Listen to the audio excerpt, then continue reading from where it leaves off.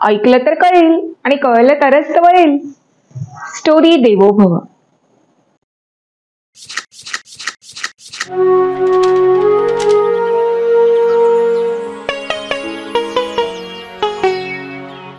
एकदा एका शाळेत धावण्याची स्पर्धा होती. शाळेच्या टीचर्स त्या मुलांना मैदानावर घेऊन गेल्या.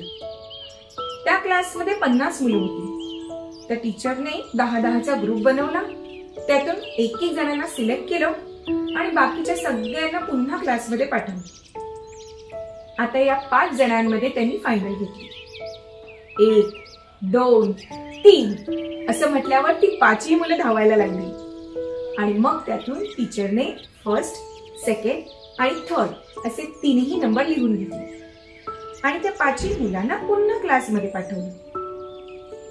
आता ही 5 मुलं जेव्हा क्लासमध्ये गेली तेव्हा त्यातली 2 मुलं एकदम खुश होती, उड्या मारत होती, आनंदाने सेलिब्रेट करत होती. आणि बाकीची 3 मुलं आपला चेहरा पाडून नाराज होऊन बसली होती.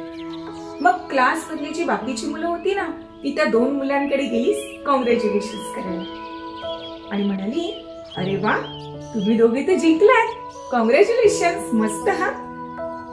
तेव्हा त्या दोघांमधला एक मुलगा म्हणाला, हो हो, मी फर्स्ट आलो आहे. आणि दुसरा म्हणाला, हो हो, हा फर्स्ट आणि मी थर्ड आलो आहे. ऐकल्यानंतर बाकीची मुलं विचार करायला लागली, अरे तू फर्स्ट आणि हा थर्ड, मग सेकंड कोण आला? तेवढ्यात ती जी चेहरा पाडून बसलेली ना 3 मुलं, त्यातला एक मुलगा उठला आणि म्हणाला, मी सेकंड आलो आहे. तर मुलं म्हणायला लागली, अरे तू सेकंड आला आहेस, त्याचा आनंद नाहीये का तुला? तेव्हा तो मुलगा म्हणाला, हा, मी सेकंड तर आलो आहे, पण मला जास्त दुःख याचं आहे की मी त्या फर्स्टला हरवू शकलो नाही. म्हणजे बघा, त्याला त्या मुलांना हरवण्याच्या आनंदापेक्षा त्या फर्स्टला हरवू नाही शकला याचं दुःख जास्त होतं आणि म्हणून तो एन्जॉय नाही करू शकत होता.